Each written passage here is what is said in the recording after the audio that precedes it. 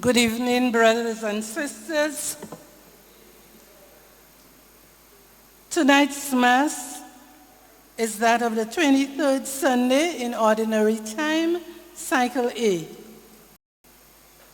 Just before we officially begin this Mass, let me just remind you of the protocols regarding that must be observed during this COVID times, that we should all be wearing our masks and ensure that our hands are sanitized.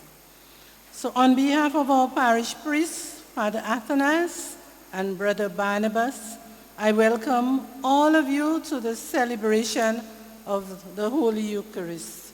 A special welcome also to His Grace, Archbishop Robert Rivers, who will be conferring the sacrament of confirmation on our 13 candidates.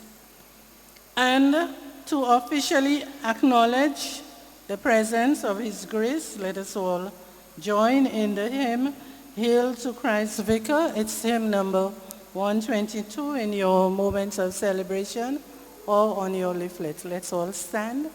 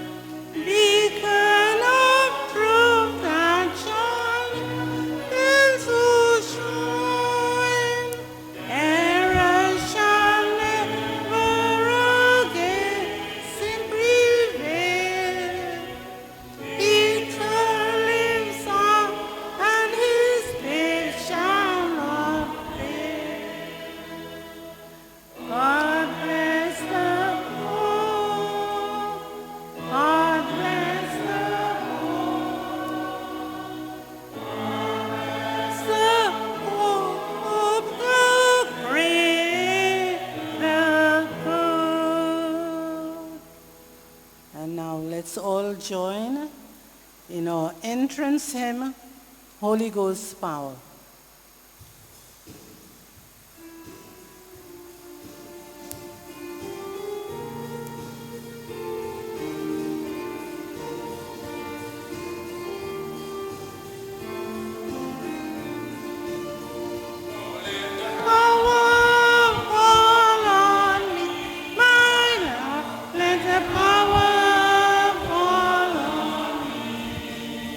Oh, let the power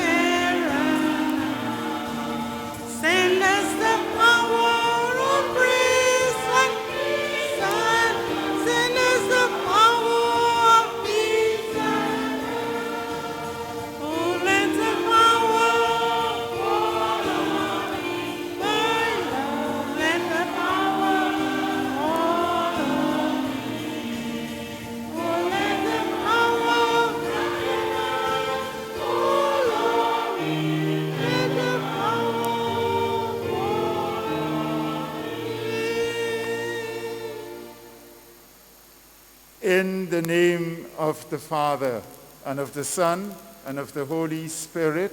Amen. Peace be with you. And with your spirit. Good evening, my dear sisters and brothers. Good evening, Your Grace. It's nice to be in Lavery, and it's nice to be here at the Church of the Purification of our Blessed Virgin Mary. And for those of you who are live streaming with us in different parts of the world right now, this is Confirmation Day in the parish of the Purification of the Blessed Virgin Mary here in Lavery. We are in the south of the island of St. Lucia, and we have some wonderful young people for confirmation today.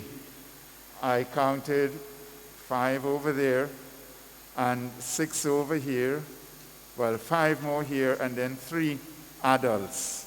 So we give thanks to God for them. Confirmation is always a special day in the parish. And you see how much time the catechists have spent in making sure that it will be a memorable day for our candidates. Look at the mask. They have even given me a mask with an icon of the Holy Spirit and beautiful red to go with the red vestments of the Holy Spirit. The catechists are wearing red. The decorations in the pews are white and red, and the candidates have their masks are red, and their little skull caps are red for the ladies. So, you know, we are making a statement in our church today, you know, that, you know, this is the day of the Holy Spirit here. And we are praying for an anointing for our candidates to be confirmed. But we don't want only the candidates to be anointed. We want the whole church to be anointed. And all our catechists to be anointed. They have worked hard to bring our youngsters to this day of confirmation. So we want them to be anointed, and that there will be a release of the Holy Spirit in their lives too, and in the lives of each one of us already confirmed, and those to be confirmed today, that you will be Spirit-filled with all the gifts of the Spirit. As we prepare ourselves to celebrate these sacred mysteries, we recognize that sometimes we live our lives forgetful of the power that is available to us in the Holy Spirit. And so we are weak in the profession of our faith, in the living of our faith, because we are not allowing the Spirit to be released in our lives. So for the times when we have lived our lives without the vitality and power of the Spirit, empowering us to be committed Christians, witnesses to our faith, and soldiers of Jesus Christ, we say we are sorry. I confess to Almighty God and to you, my brothers and sisters, that I have greatly sinned in my thoughts and in my words, in what I have done and in what I have failed to do, through my fault, through my most grievous fault. Therefore I ask Blessed Mary, ever Virgin, all the angels and saints, and you, my brothers and sisters, to pray for me to the Lord our God. May Almighty God have mercy on us, forgive us our sins, and bring us to life everlasting.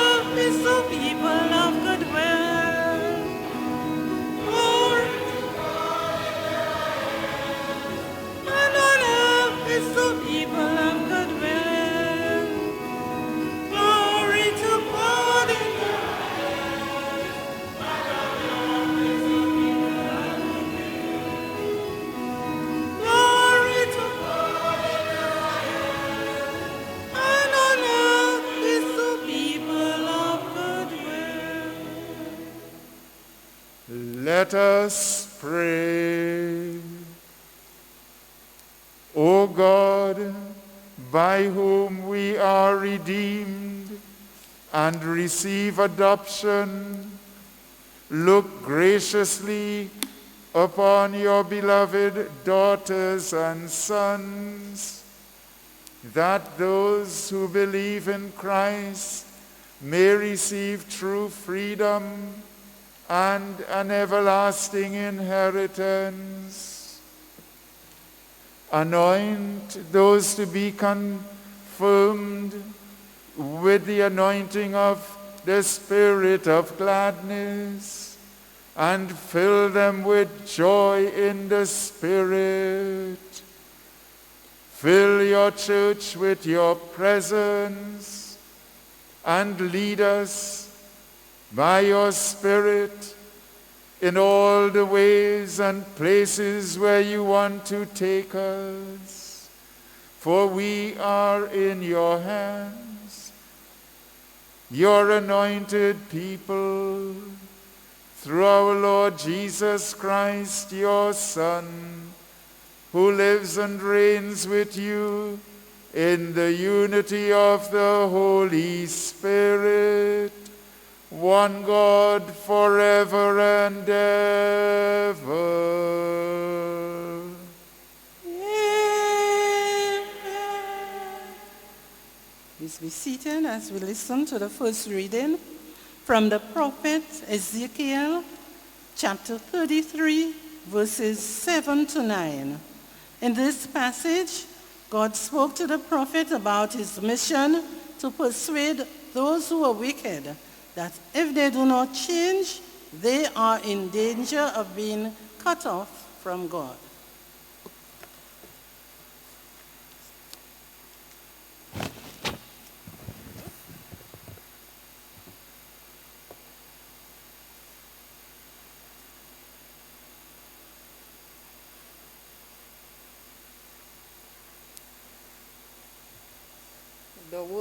The word of the Lord was addressed to me as follows. Son of man, I have appointed you as sentry to the house of Israel. When you hear a word from my mouth, warn them in my name. If I say to a wicked man, wicked wretch, you are to die, and you do not speak to warn the wicked man to renounce his ways, then he shall die for his sin. But I will hold you responsible for his death. If, however, you do warn a wicked man to renounce his ways and repent, and he does not repent, then he shall die for his sin. But you yourself will have saved your life. The word of the Lord.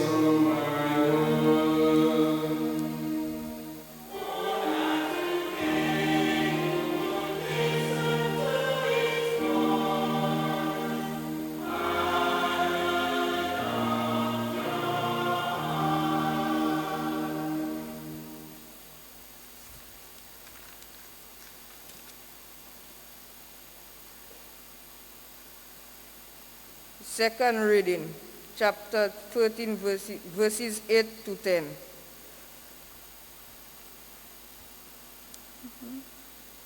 Love is the answer to...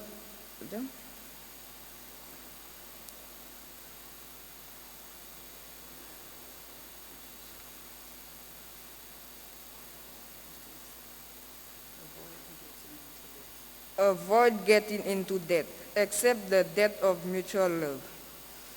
If you love your fellow men, you have carried out your obligations. All the commandments: you shall not commit adultery, you shall not kill, you shall not steal, you shall not covet, and so on are summed up in this single command. You must love your neighbor as yourself. Love is the one thing that cannot hurt your neighbor. That is why it is the answer to every one of the commandments. The word of the Lord.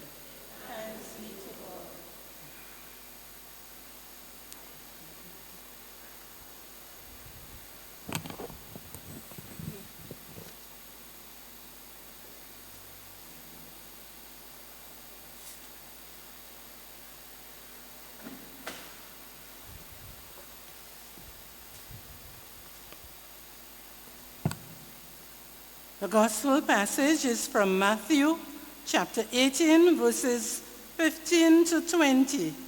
In this passage, Jesus gives instructions to his disciples on how the local community should deal with a member who sins. Let's all stand for the proclamation of the gospel.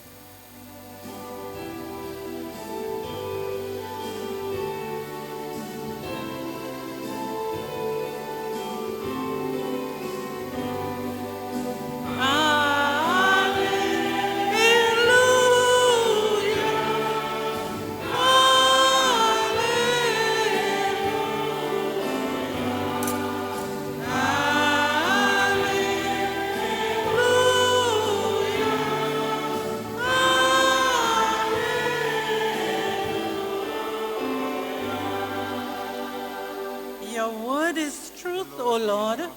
Consecrate us in the truth.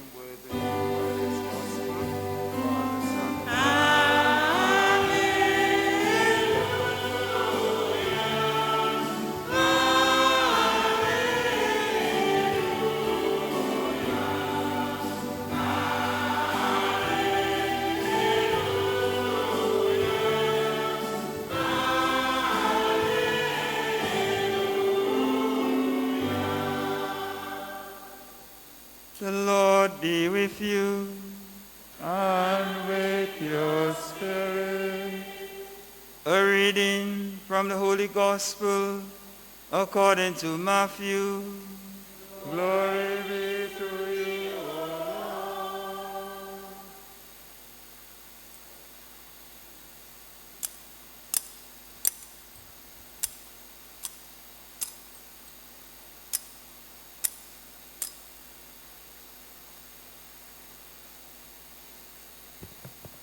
Jesus said to his disciples, "If your brother does something wrong, go and have it out with him alone, between your two selves. If he listens to you, you have won back your brother. If he does not listen, take one or two others along with you. The evidence of 2 or 3 witnesses is required to sustain any charge.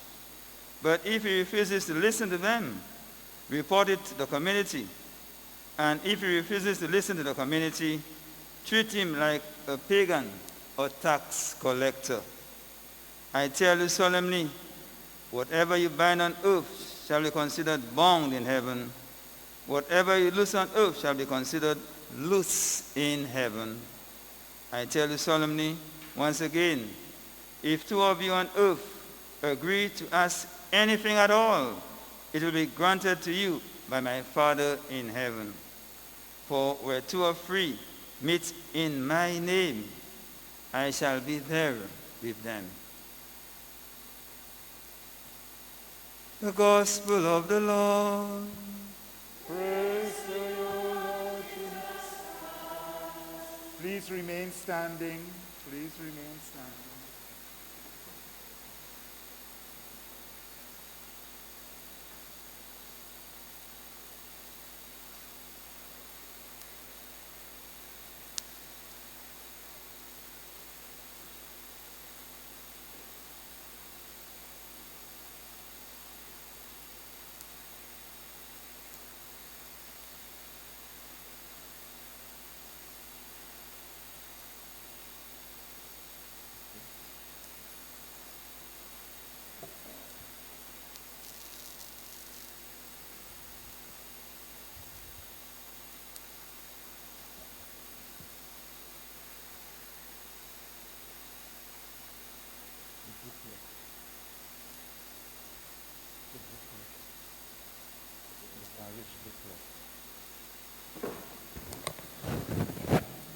Who is presenting the candidates?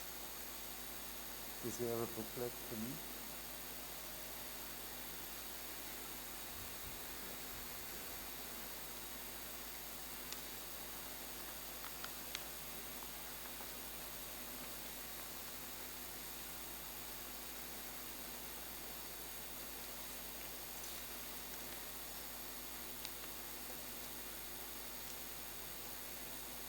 Your Grace, on behalf of the parish community, I wish to present to you these candidates for the sacrament of confirmation. The Church wants all its members to be suitably prepared for confirmation, so that they may receive the Holy Spirit freely and knowingly. Have these candidates been instructed thoroughly? I testified that with the help of their parents and catechists, they have been prepared to welcome the Holy Spirit in the sacrament of confirmation. My dear people, members of your community have expressed their desire to take an important step toward Christian growth in requesting the sacrament of confirmation. Are you willing to accept and support their commitment? Yes, Father, we fully support the candidates and promise to encourage them in the practice of the Catholic faith. Parents, have you instructed your children in the understanding of the sacrament? The parents should answer. Yes, Father. And you I could do would it with and them, your example. catechist. Yeah. You can do it with them so it comes through the mic. Yeah. Yes, Father, by word, Parents, by word and example, we have instructed them in the importance of growing up in the community of the Catholic Church as faithful followers of Christ. and also to parents, so you understand that this life of the Holy Spirit must continue to grow in you and in your children.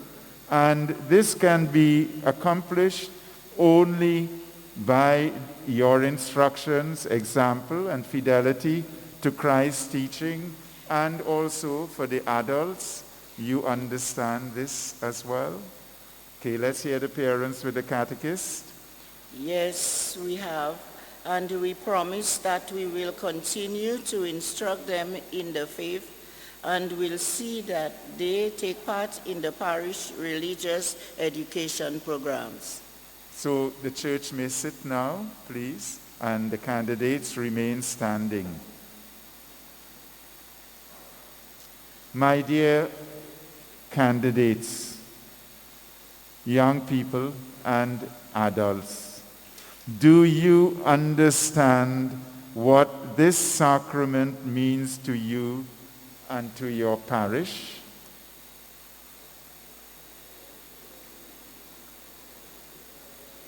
I can't hear you.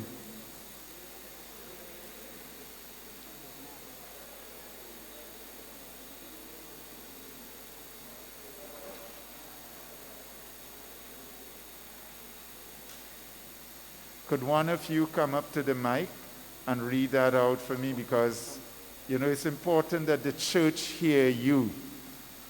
This is your commitment.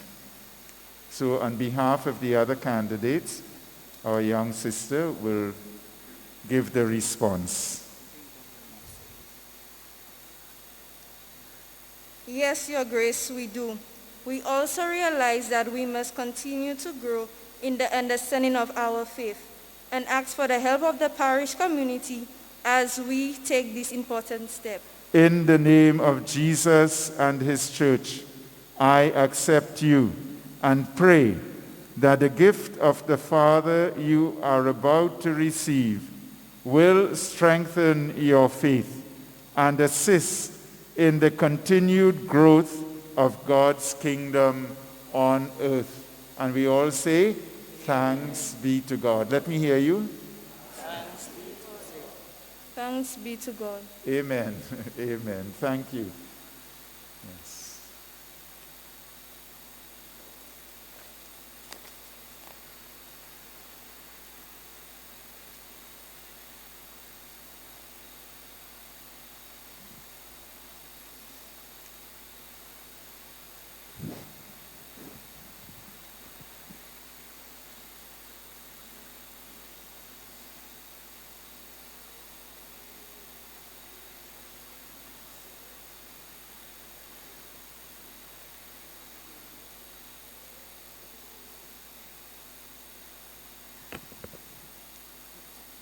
Give me my iPad. My iPad.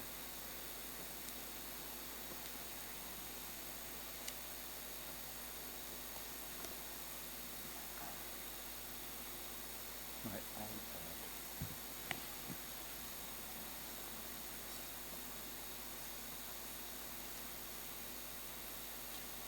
So for those of you who are live streaming with us, I did not mention to you the name of the parish priest of this Church of Our Lady of the Purification in Laborie.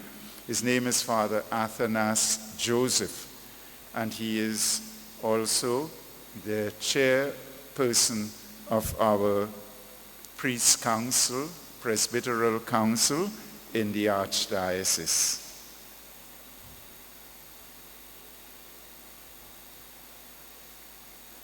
I have appointed, my sermon today is in two parts. The first part, I am doing a commentary on Ezekiel, which connects with the gospel today. Ezekiel talks about the sentry, the sentinel, the watchman. The gospel talks about how do we give correction and accept correction in the church community. And you know, today, a lot of people don't like to be corrected. Nobody wants to be told that they are wrong. Nobody wants to be told that they are a sinner. You know, why don't you mind your own business? Why are you sticking your nose in my business? And Jesus gives us a whole way of sticking our noses in each other's business, but in love. You heard what St. Paul said, love does not hurt your neighbor. Love does no hurt to your neighbor. And that is why it's the core and the heart of the commandments. So, I have appointed you as sentry. When you hear a word from my mouth, warn the people in my name. And these words are taken from Ezekiel chapter 33, verse 7, which Father Athanas read for us. The confirmation candidate read for us. What is the duty of the sentry, the sentinel, the watchman? You know, when I was a youngster growing up in Trinidad and Tobago.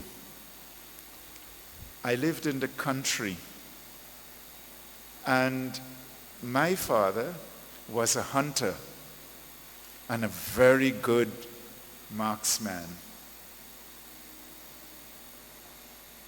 He had his group of friends, and they used to go hunting. But one of the words I learned as a boy was the word sentry. That there was certain game, if you wanted to catch that game, you had to set up a sentry.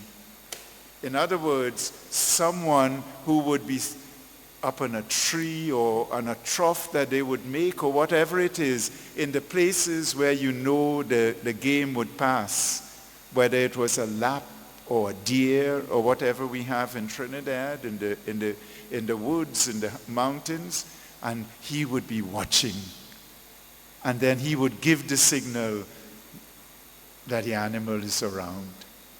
He has seen, and he could give the warning. And this is the role of the sentry, to see and to warn. He's the deliverer of the message. In this case, the sentry or the sentinel or watchman is Ezekiel, the prophet. And he is a messenger of God. And you heard what God said, when you hear a word from my mouth, warn them in my name. So the Ezekiel as prophet, as sentry, is the one who is on the lookout with the word of God to speak to the people. And his responsibility is to sound the warning. And in the context of the story of Ezekiel today, we see how the people are held responsible for their response, whether positive or negative, to the prophetic word, to the voice of the sentry. And when we listen to this scripture today, we bring it down to our own time, the time of the church. And we notice that the church today is called to be a sentry, to be the one on the lookout, to warn the people. And if the church does not fulfill its role in this way, the church is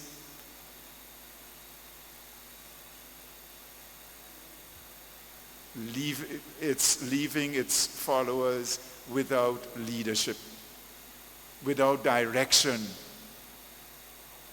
Because the Spirit is in the church to inspire the church to lead and to give the church a voice that can warn, so that people can be saved. As I said, a lot of people don't like to hear about sin, or that they are maybe sinners, or that they need to change their lives and their behavior. But this is part of the role of the church.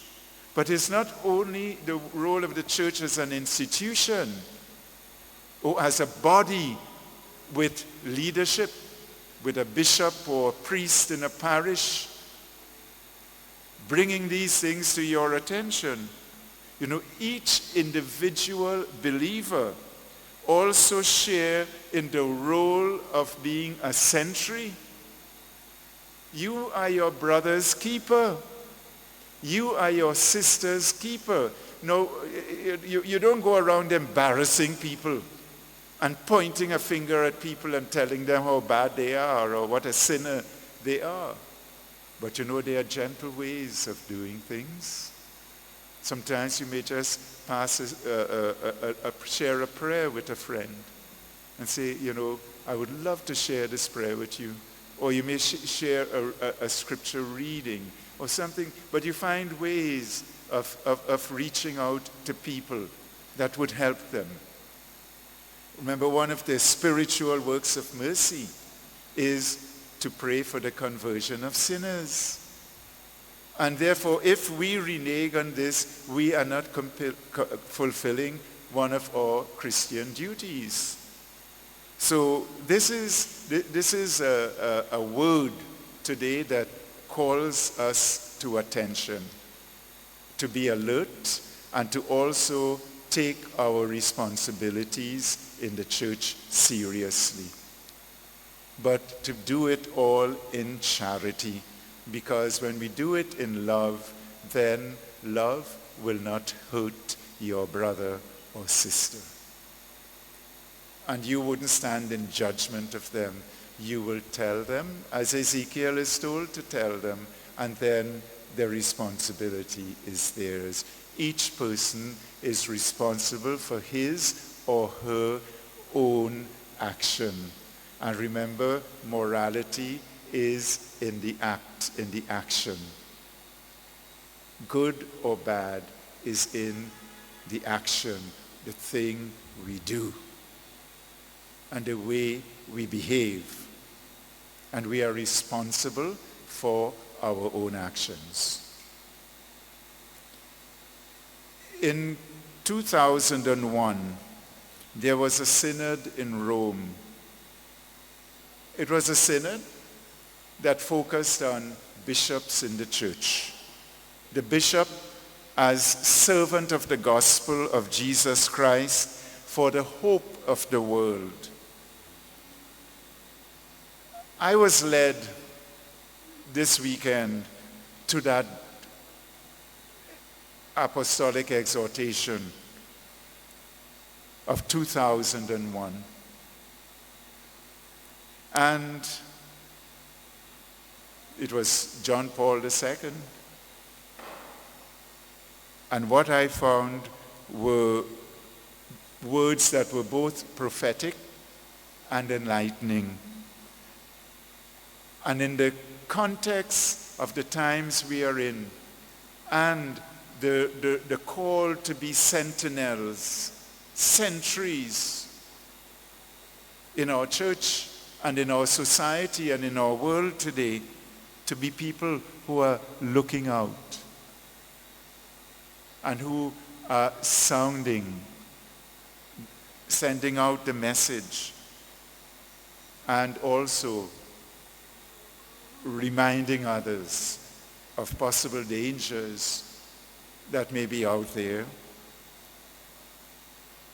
I want to read for you just one or two paragraphs from the introduction of that document.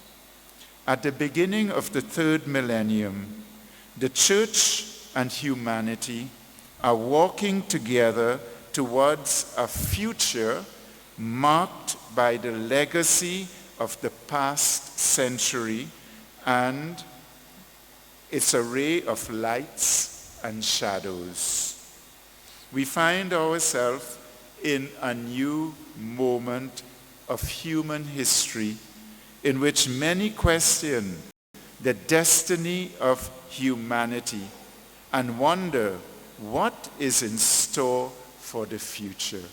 Well, when I read those words, I said, but these words could have been written today about our situation in facing a COVID virus, a pandemic that has crippled our world and made us rethink where we are and who we are and where we are going. What is our future? On the one hand, the world is engaged in the dynamism of progress and a growing interdependence in economic matters, culture, and communications. All call the social media. On the other hand, it is still the site of local conflicts and wide areas of increasing hunger, sickness, and poverty.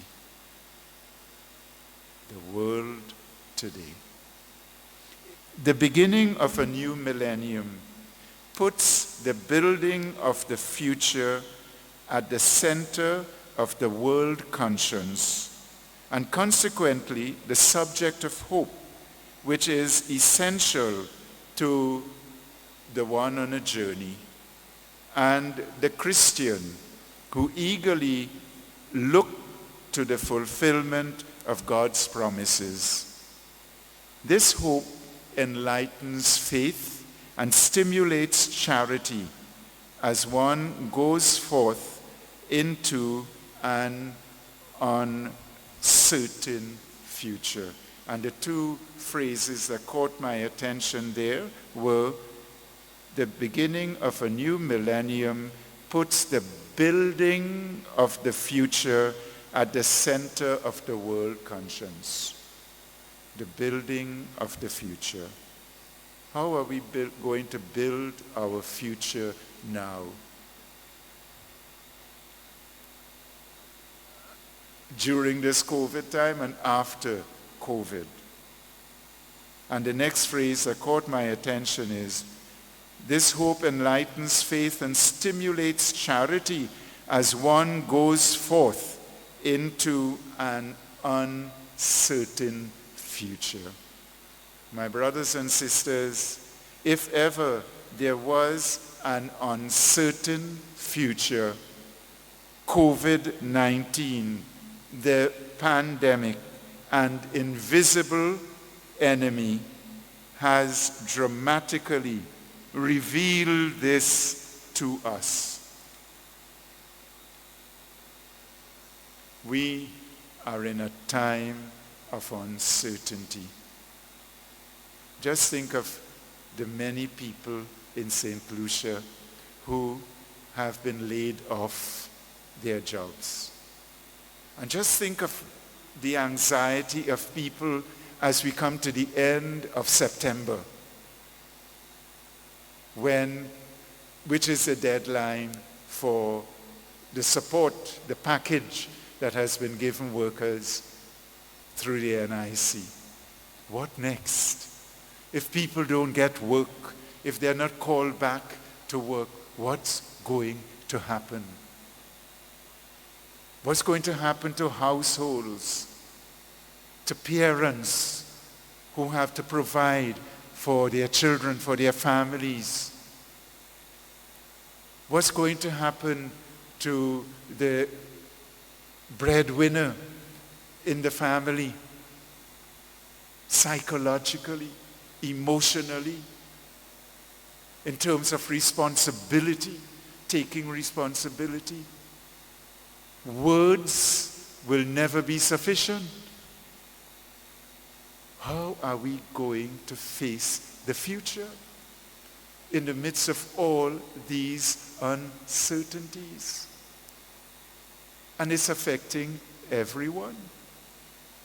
You know, all our clergy received from March a cut of 50% in their stipend, which is $1,000 a month.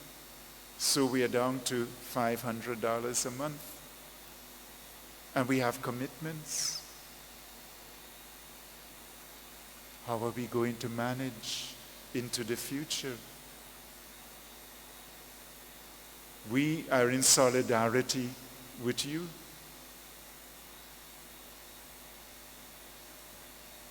But what is the way forward? This is where we are looking for wisdom and understanding and the guidance of the Holy Spirit. But you know, as Catholic Christians and as people of faith, we have to be trying to understand the situation from two levels. From the economic level, from the level of the social level in which we find ourselves, and also at the level of faith, where we know and we believe that God is with us through this crisis and will not disappoint us or let us down. But we may have to go through, as we are already going through, hardship, and probably even greater hardship. The new normal is not normal at all. And it's a challenge. From a world that was very sure of itself, we have found ourselves living with great uncertainties. A little virus has put the world on lockdown. Where is the light in the darkness? Today, the scripture uses a symbol of the watchman or sentinel or sentry, the one who sees and is on the lookout, the one who announces danger and warns the population to be on the alert. Who is responsible when disaster or destruction comes? The one who warns and the one who receives the warning. In matters of sin, we each individually must take responsibility for our actions and our sin. When we are warned, we must heed the warning. In caring for our world and Mother Earth, we are all responsible and have our part to play. If we want a future, we must all work together and ensure the best practices are put in place for living in harmony in God's creation, for ensuring justice and equality for all, for preserving our ecosystems and preserving and respecting our environment. Some of these things we have taken for granted. We have left for others, or we have acted very negligently and carelessly with. And we are reaping the price of it globally, at a regional level, and at a national level. We are responsible. That is the word that comes from the scripture today, whether it's the first reading from Ezekiel or from the Gospel of Matthew. We are responsible. The sentinel, the sentry, has blown the whistle and alerted us. Are we listening? Are we taking heed? Are we acting responsibly? What are the lessons we are learning from COVID-19 regarding our future? In what way can we as Christians interpret the signs of the times and become the sentinels, the sentries of a dawning new age, a future of hope? And the hope will come if we are bearers of that hope. I now want to take us into another step through the confirmation, a little message to add to what I have said to those being confirmed. I ask the confirmands a question: what is the one thing that they would take with them for the rest of their lives after 3 years of preparation for confirmation? And one gave me an answer. He said, the responsibility to proclaim the gospel to others. Now, that is evangelization. And that is the responsibility of every Catholic Christian. And that was an excellent answer you gave me, and I thank you for it. Over the years that I have been a bishop, especially when I was in St. Vincent, but also a lot of the youngsters in Soufriere Parish over the years have written letters to me before their confirmation. And the question I asked them was, why do you want to be confirmed? And to that question, they wrote me letters. And I have compiled some of the echoes of those letters in a letter that's written to the bishop.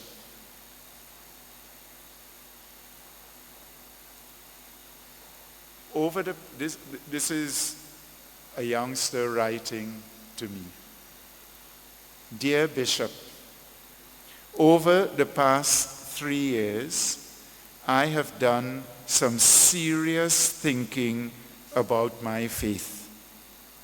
After my confirmation, I would like to serve in my church using all my gifts and talents. I have heard the story of stewardship as a way of life. I have also read what is written in the pastoral letter you wrote and want to get on the stewardship bus. It makes me excited to be a Catholic Christian. I heard you say at a confirmation ceremony once that young people who take their faith seriously may find themselves swimming against the tide. That scared me somewhat, since I would not like to lose my friends or to be isolated and alone. I have prayed about it and asked for the guidance of the Holy Spirit. What I have come to realize is that in life, one has to make choices and decisions. One needs values and standards for living. If we were all to go with the flow, we will all end up on the beach. But when one dares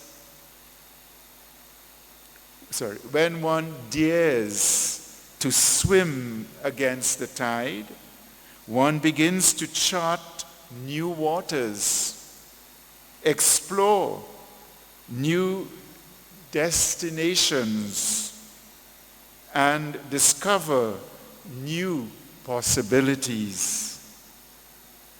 I want to make good choices and become the best version of myself. I would like to sing with conviction, I know who I am.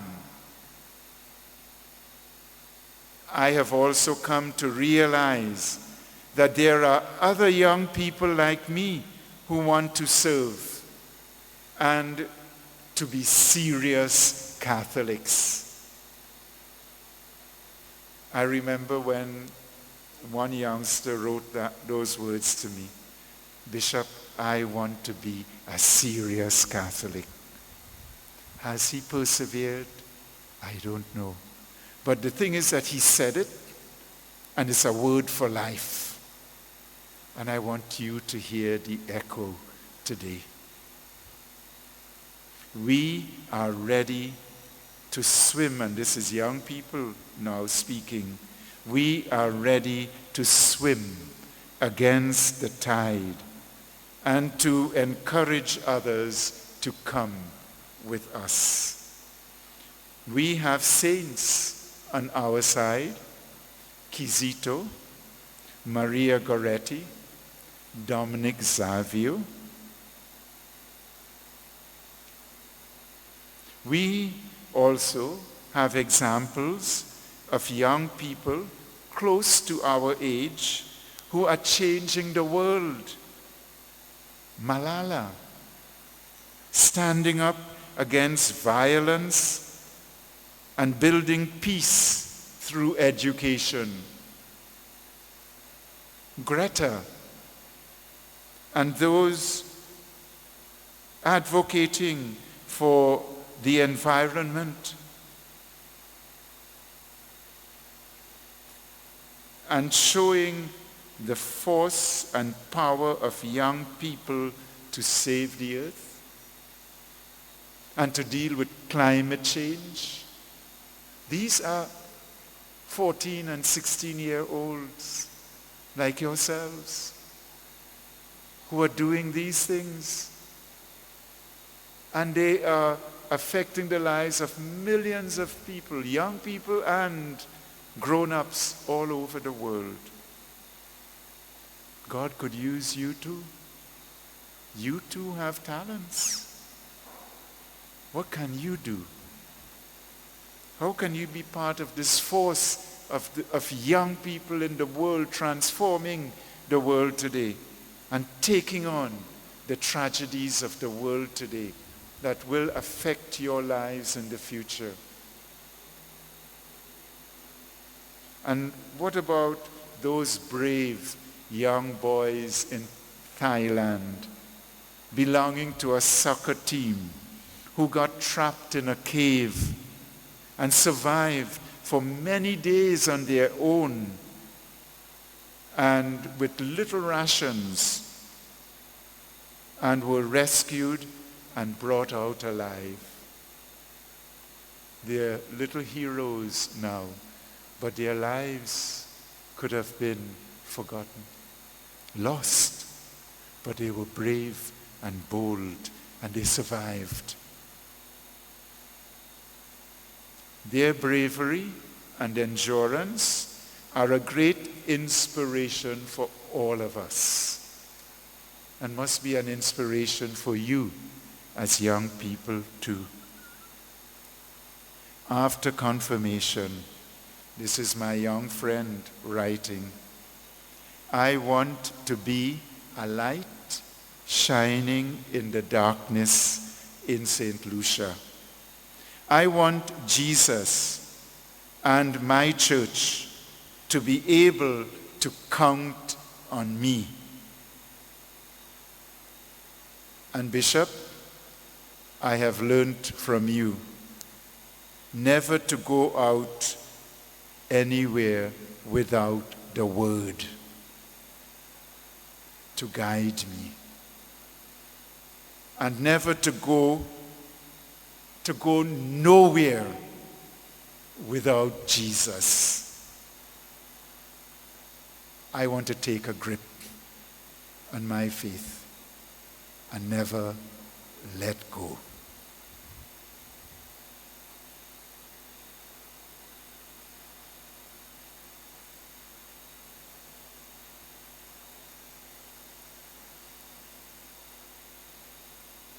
Let us stand.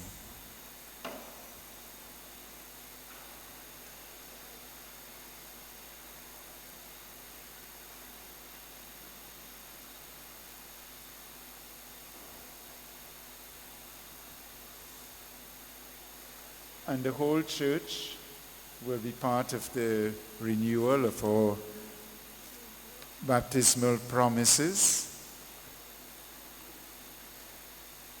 And there's one part that is specific for the candidates.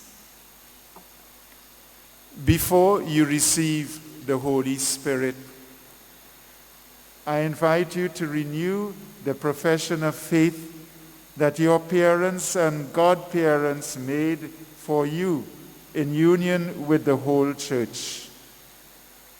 Do you reject Satan and all his works and all his empty promises? Do they have candles?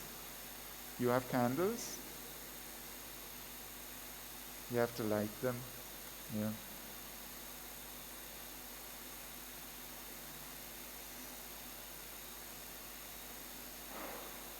Let's just sing a song quietly, a gentle song. Yeah. Spirit of the living God, fall afresh on them. Spirit of the living God, fall afresh on them. Melt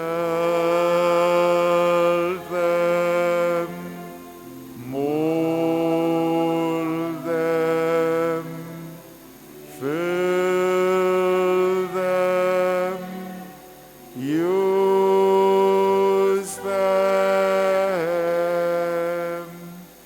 Spirit of the living God, fall afresh on them.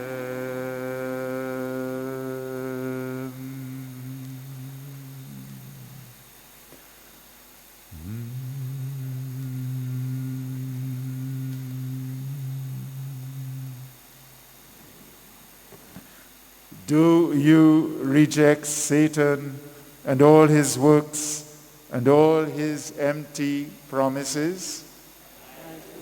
Do you believe in God, the Father Almighty, creator of heaven and earth? Do you believe in Jesus Christ, his only Son, our Lord, who was born of the Virgin Mary, was crucified, died and was buried, rose from the dead, and is now seated at the right hand of the Father? I do. Do you believe in the Holy Spirit, the Lord, the giver of life, who came upon the apostles at Pentecost, and who now comes to us today in the sacrament of confirmation? Do you believe in the Holy Catholic Church, the communion of saints, the forgiveness of sins, the resurrection of the body, and life everlasting? I do. I want you to say after me, this is our faith. This is our faith. This is the faith of the church. This is the faith of the church. We are proud to profess it We are proud to profess it in Christ Jesus our Lord. in Christ Jesus our Lord. Church, please sit. Candidates remain standing.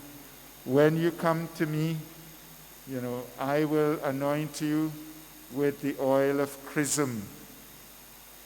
And I will, for the sign of peace, I will simply give you a gesture of a bow. Normally we embrace, but with COVID, we have to resist. But receive my peace when I act in this way with you. Monsignor Michel, at confirmation in Grosile, told me, why did I not consider doing what used to be done in the old days, to give you a little slap on your cheek? Would you like that? Huh? Would you be open to that if I did that to you? Yes? Okay, so let's try it. I have never done it as a bishop, but he suggests, and he's our liturgist. Okay, so let's see if we can do it. And during the laying of hands, we will sing, "Lay your hands gently upon us."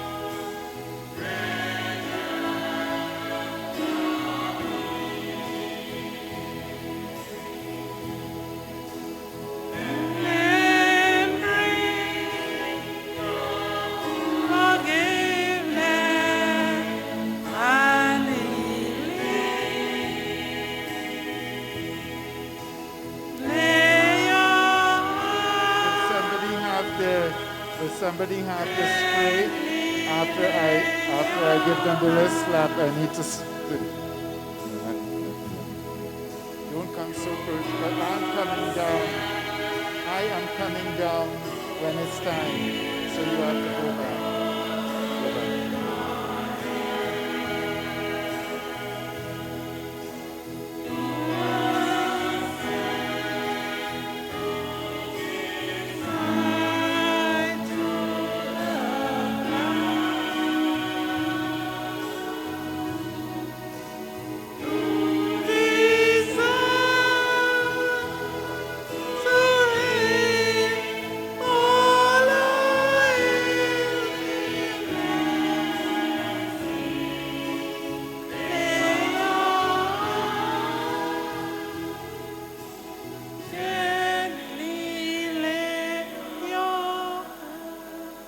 My dear friends, in baptism, God our Father gave the new birth of eternal life to his chosen daughters and sons. Let us pray to our Father that he will pour out the Holy Spirit to strengthen his sons and daughters with the gifts, his gifts, and anoint them to be more like Christ, the Son of God. And so we pray for the gifts of the Holy Spirit for our candidates. All-powerful God, Father of our Lord Jesus Christ, by water and the Holy Spirit, you freed your sons and daughters from sin and gave them new life. Send your Holy Spirit upon them to be their helper and guide. Give them the spirit of wisdom and understanding, the spirit of right judgment and courage, the spirit of knowledge and reverence. Fill them with the spirit of wonder and awe in your presence. We ask this through Christ our Lord. Amen.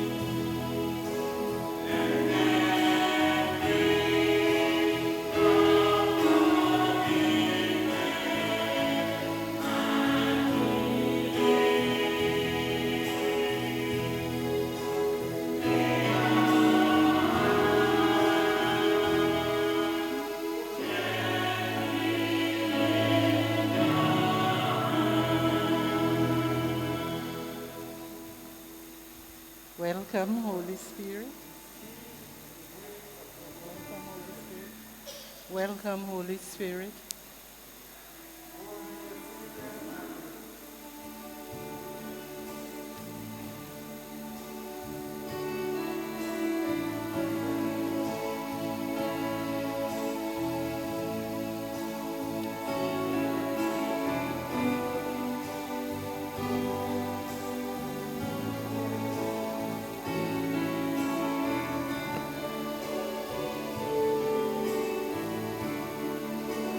Welcome, Holy Spirit.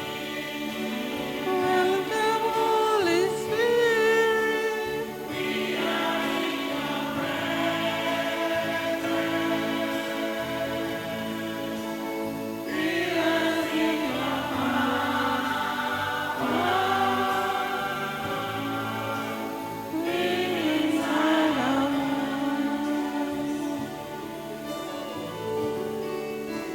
Welcome.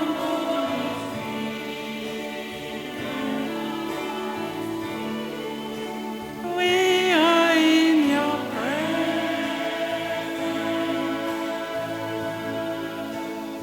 Give us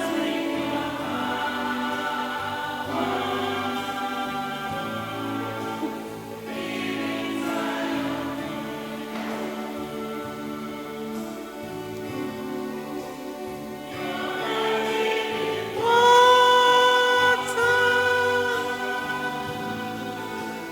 Never dry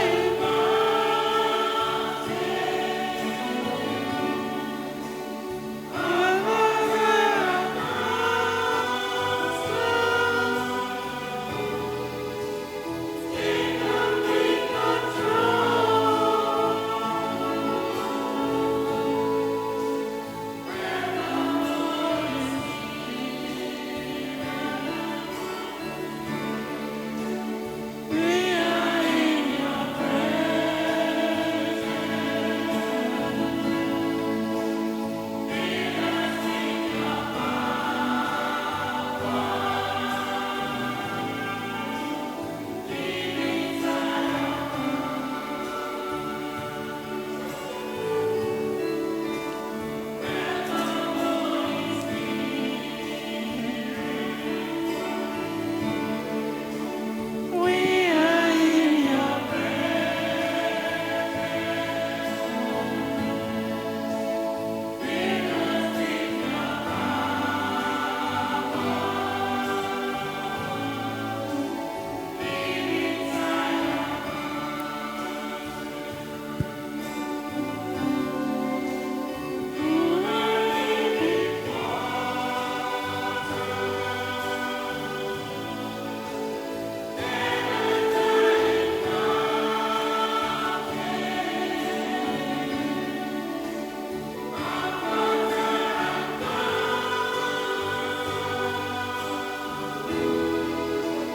Take complete control.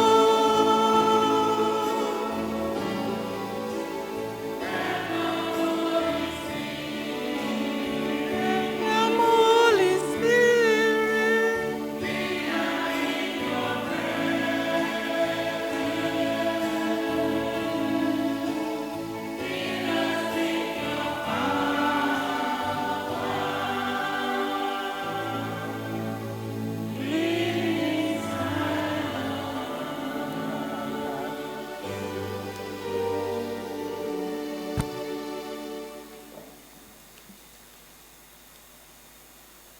So we now have the prayers of intercession. When the candidates are finished with their intercessions, I have a couple that I have brought with me. Okay, thank you. So those of you with leading prayers, please come.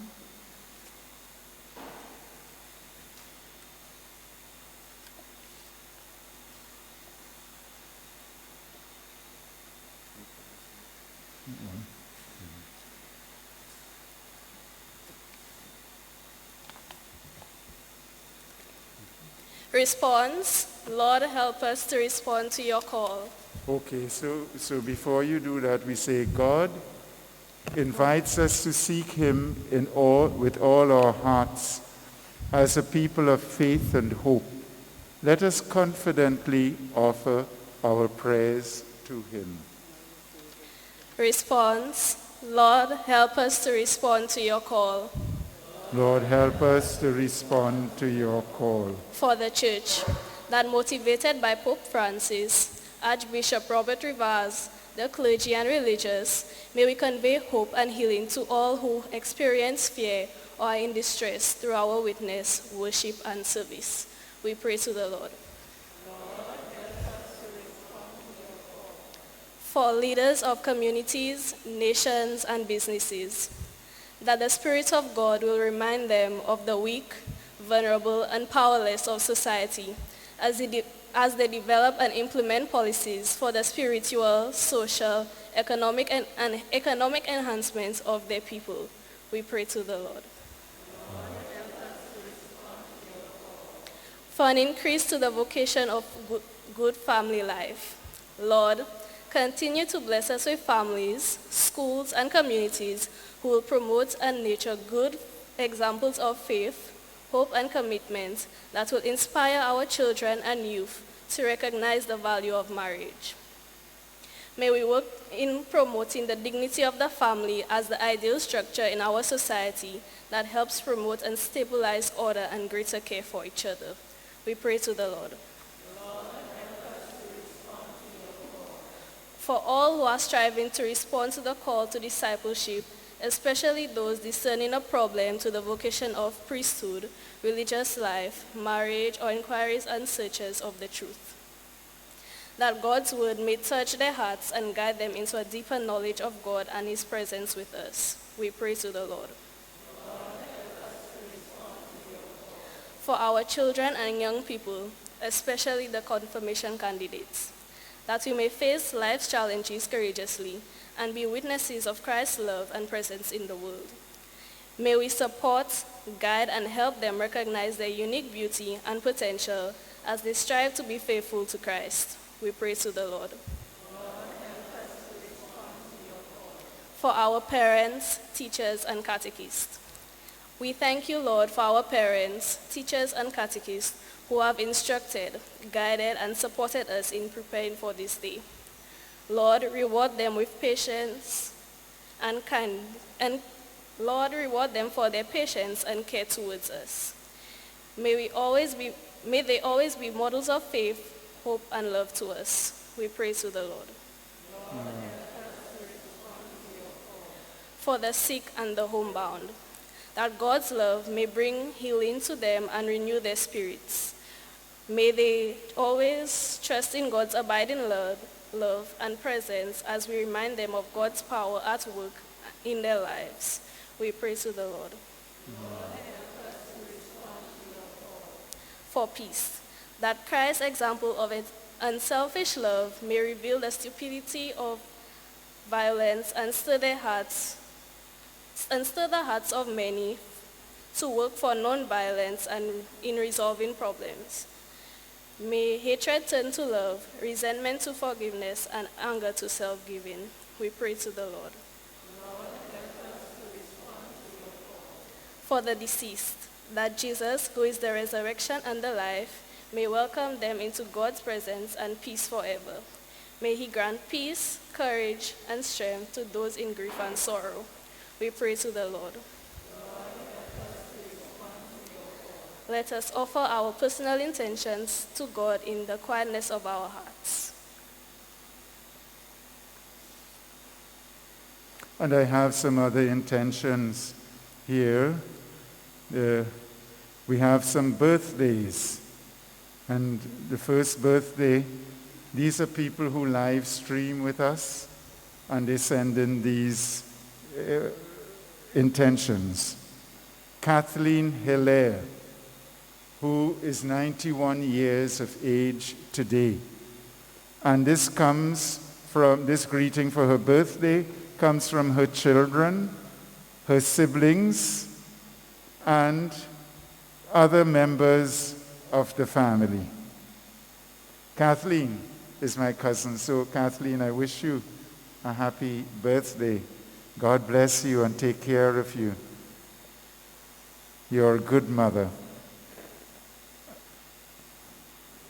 And then we have gifter James Evans, whose birthday is today as well. And this was sent in by Margaret Shemay. Then we have Kelvin Chin, who would have been 72 years today, and he is the deceased father of Macy Alion, Changon, Macy Changon. So we pray for the repose of the soul of Kelvin and all the deceased members of families of ours. And we also ask to pray for Amy Self, who is expecting a baby, and she's a daughter of Debbie, and her uncle Ken Changon is very concerned about her because I believe it's her first baby, and she's having some challenges. So let's pray for her for a safe delivery.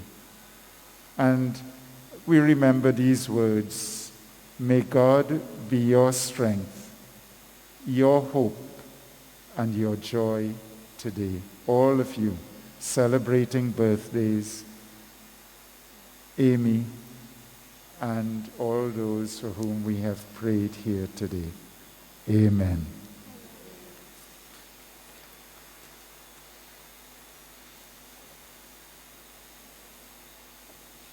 So please be seated.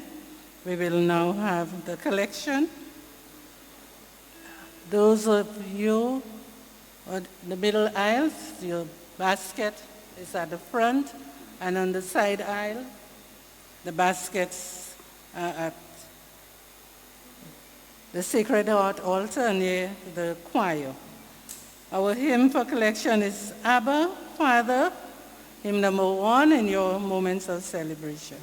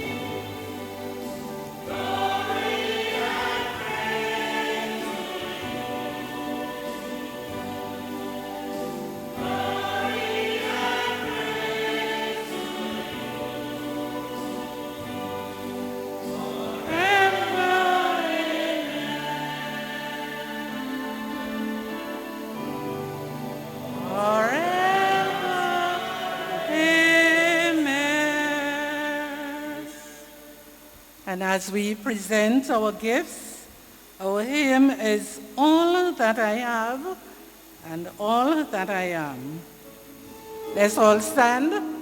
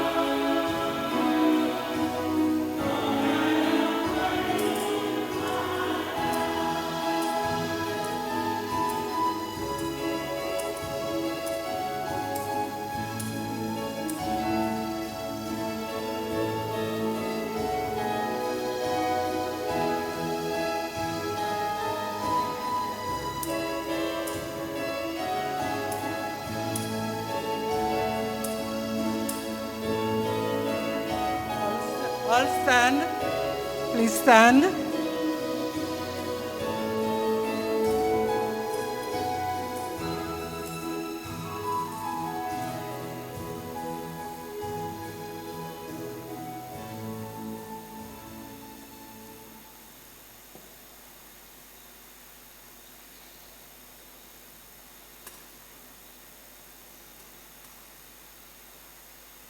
Pray that my sacrifice and yours may be acceptable to God, the Almighty Father. May the Lord accept the sacrifice at your hands for the praise and glory of for the good and the good of all his holy church. O God, who give us the gift of true prayer and of peace, graciously grant that through this offering we may do fitting homage to your divine majesty, and by partaking of this sacred mystery, we may be faithfully united in mind and heart through Christ our Lord.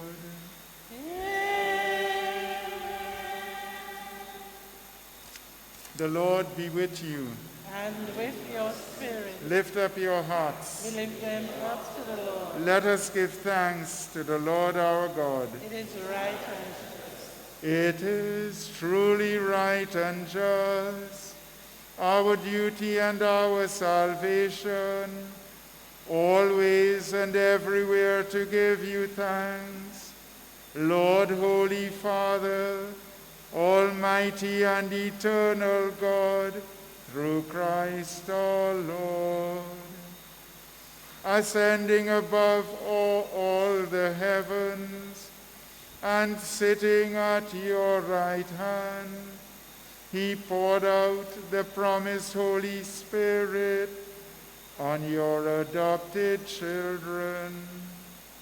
Therefore now and for ages unending, with all the hosts of angels, we sing to you with all our hearts, crying out as we acclaim.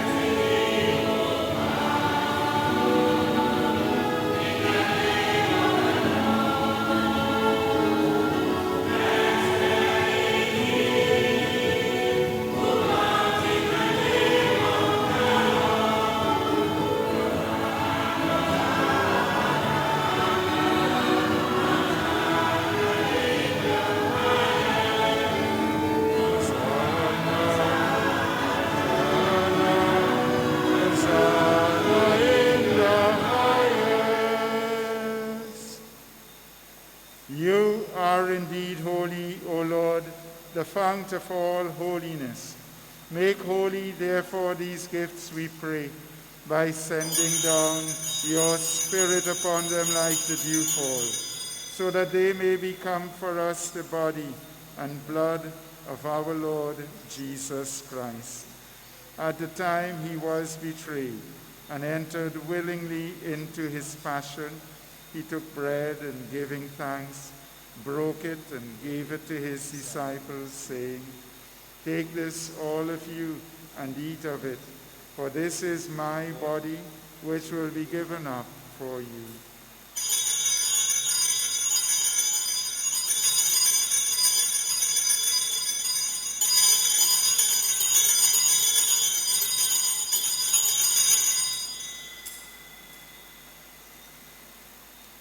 In a similar way, when supper was ended, he took the chalice, and once more giving thanks, he gave it to his disciples, saying, "Take this, all of you, and drink from it, for this is the chalice of my blood, the blood of the new and eternal covenant, which will be poured out for you and for many for the forgiveness of sins. Do this in memory of me."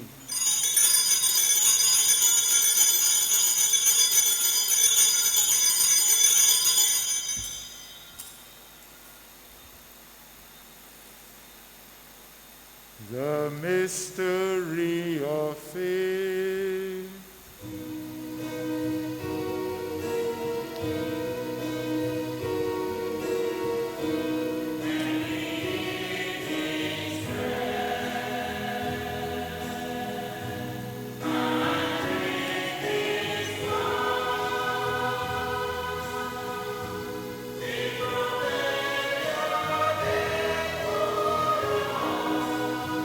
Until you come again. Therefore, as we celebrate the memorial of his death and resurrection, we offer you, Lord, the bread of life and the chalice of salvation, giving thanks that you have held us worthy to be in your presence and minister to you. Humbly we pray that partaking of the body and blood of Christ, we may be gathered into one by the Holy Spirit. Remember, Lord, your church spread throughout the world, and bring her to the fullness of charity, together with Francis our Pope, Robert our Bishop, and all the clergy. Remember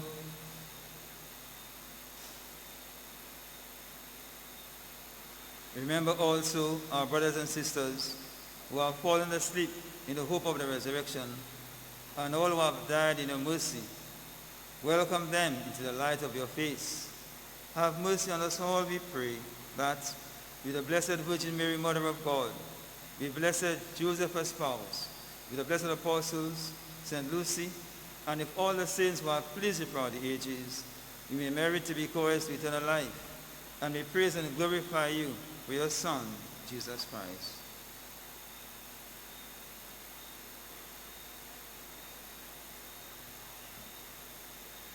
Through him and with him and in him, O God, Almighty Father, in the unity of the Holy Spirit, all glory and honor is yours forever and ever.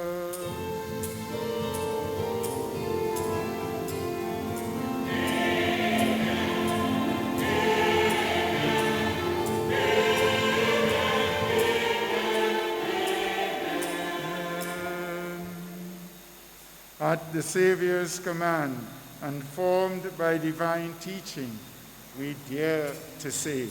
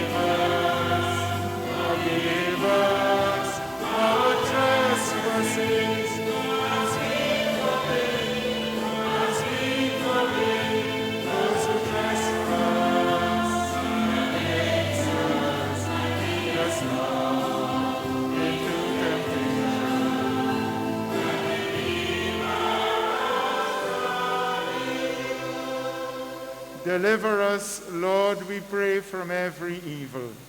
Graciously grant peace in our days.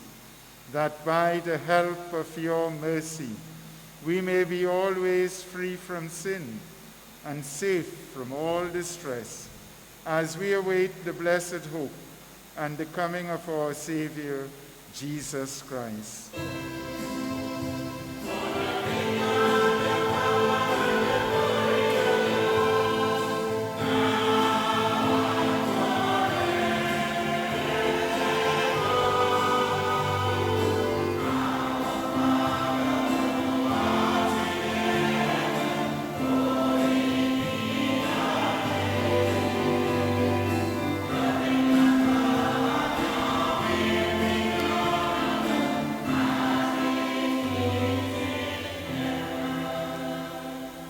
Lord Jesus Christ, who said to your apostles, "Peace I leave you, my peace I give you," look not on our sins, but on the faith of your church, and graciously grant her peace and unity in accordance with your will, who live and reign forever and ever. Amen.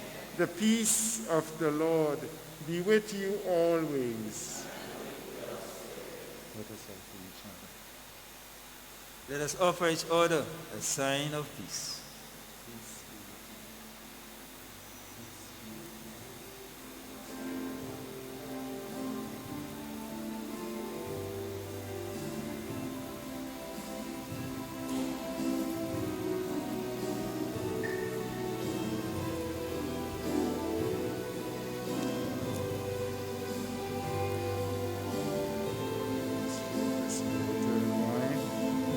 To share in the divinity of Christ, who humbled himself to share in our humanity.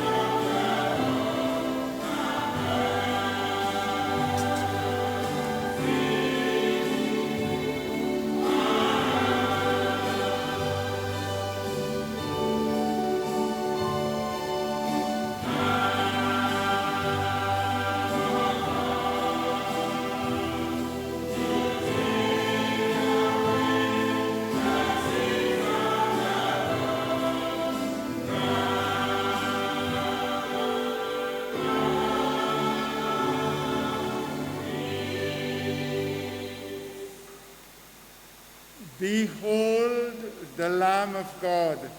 Behold him who takes away the sins of the world. Blessed are those called to the supper of the Lamb.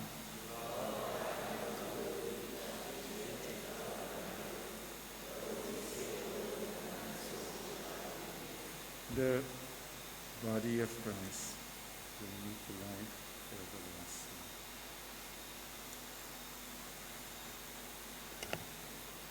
For communion, those in the center aisle, you will receive communion at the altar. Observe the social the markers on the Sacred Heart aisle. The blood of Christ. The Eucharistic minister will be there, but those on the choir side, you will have to indicate your willingness to receive communion, and you will be approached by the Eucharistic minister.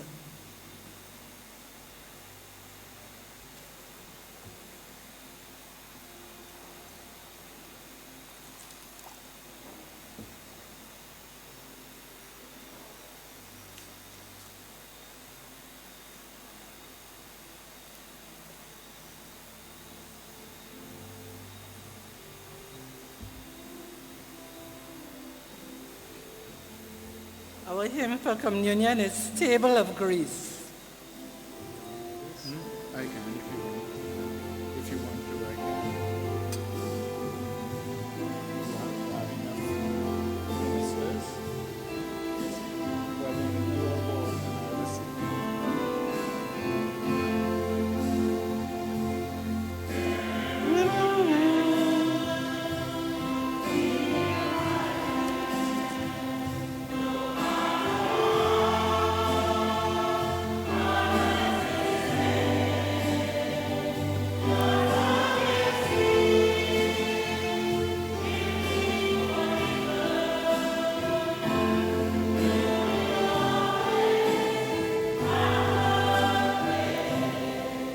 At a table of grace.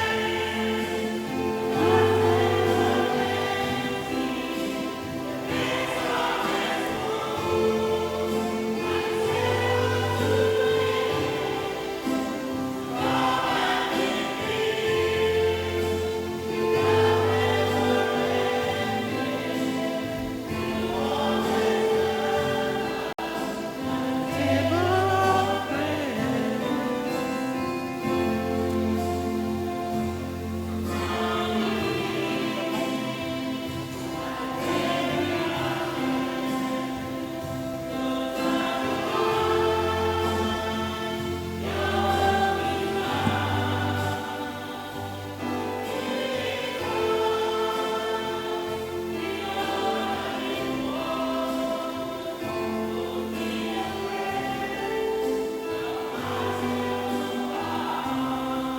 At the table of grace.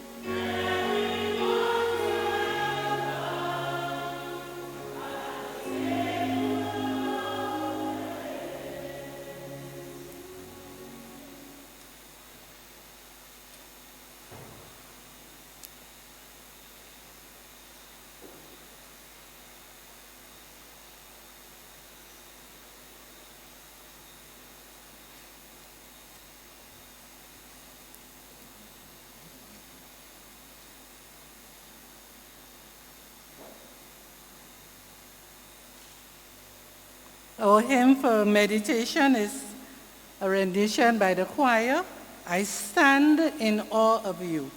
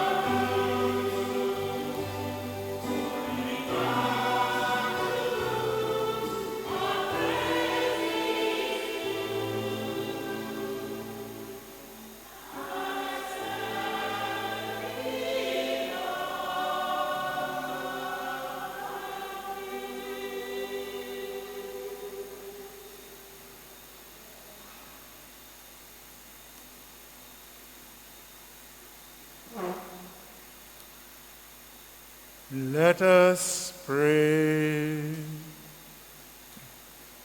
Grant that your faithful, O Lord, whom you nourish and endow with life, through the food of your word and heavenly sacrament, may so benefit from your beloved Son's great gifts, that we may merit an eternal share in his life, who lives and reigns forever and ever.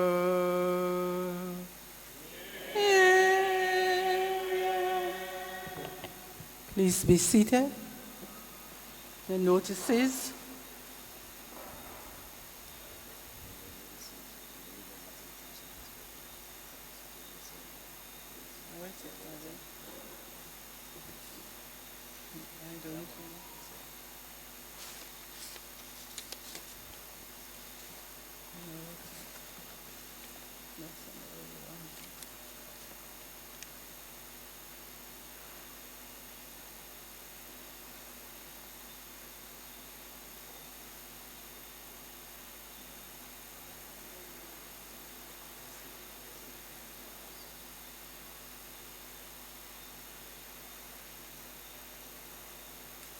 Tonight's Mass was offered for the intentions of the donor.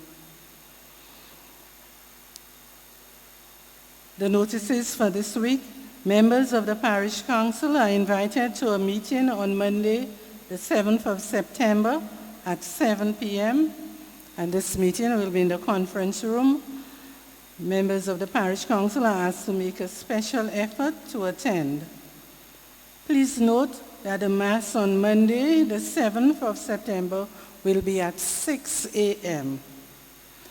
Parishioners are encouraged to collect a pass for the Sunday Mass at the parish office during the hours of 9 a.m., 9 to 12 noon on Thursday, the 10th of September.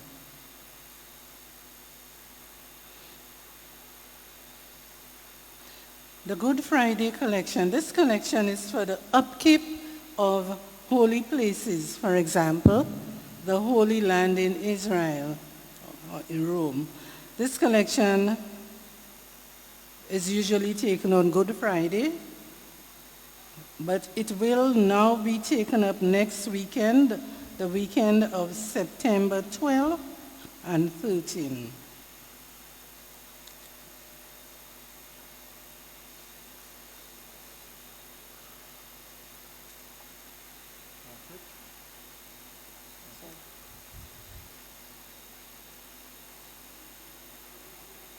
Every year we are very generous with helping our brothers and sisters in the Holy Land, and also to preserve the holy places like the Holy Sepulchre and Mary's house and all the various places in the Holy Land that are part of our Christian or heritage or Catholic heritage.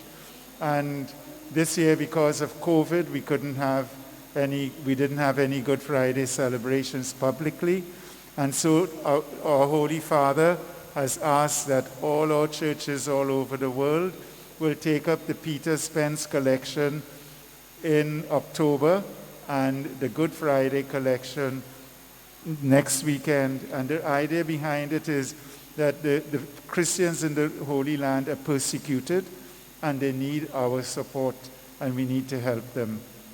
We receive, and we must also give. Let's stand for the blessing.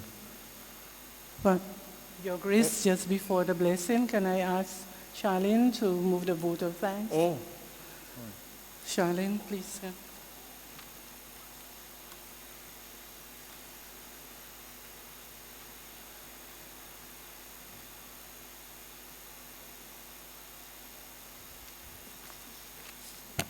Good night to all. On behalf of the confirmation class of 2020, I would like to thank God the Almighty for this day, as we receive this special sacrament in a global pandemic era. Our profound gratitude to you, His Grace, Archbishop Robert Rivers, for conferring the sacrament and blessing us with your presence. Father Athanase Joseph, our parish priest, we are grateful to you for being our shepherd and leading us your flock. Our chief catechist, Mrs. Cecilia Rene, and most importantly, our wavering catechist, Mrs. Agatha Japanel, Mrs. Laura Brooms, Mr. Ulrich Alphonse, and to put the icing on the cake, Miss L.D. James. Over the past years, you have instructed, guided, nurtured, and surely tolerated us teenagers, preparing us for this special feast. A hearty thanks to all of you. To our parents, guardians, godparents, family, and friends, you were the driving force beneath our wings, pruding and encouraging us. We had to go to church, we had to attend classes, and we had to be confirmed. Our profound gratitude and love for your support. Mrs. Cheryl Paul, thank you for contributing so generously to our celebration. We appreciate your gesture. To animator, musicians, choir, and congregation, thank you for contributing towards an awesome celebration. Finally, fellow candidates, let us go out as true Catholic soldiers in this new normal to make a difference. Thank you.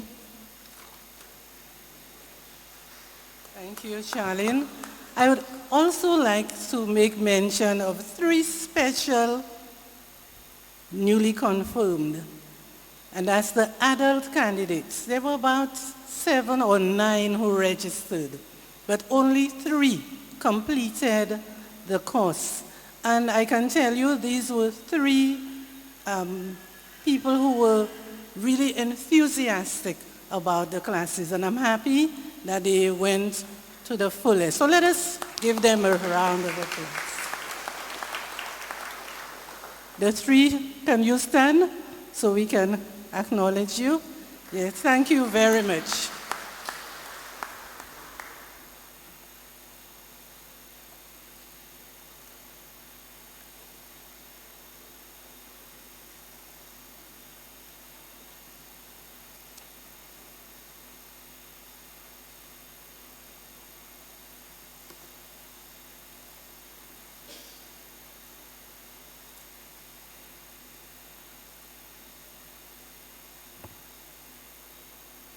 Let's all stand. Let's stand.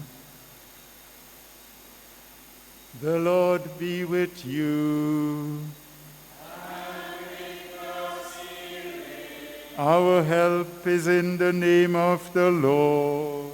Who made heaven and earth? May the name of the Lord be blessed. Now and forever. And may the blessing of Almighty God, the Father, the Son, and the Holy Spirit come upon you and remain with you forever. Amen. Go and announce the gospel of the Lord.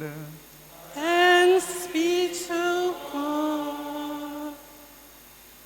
And as we go our separate ways, let us all join in our recessional hymn, Rejoice, My Soul.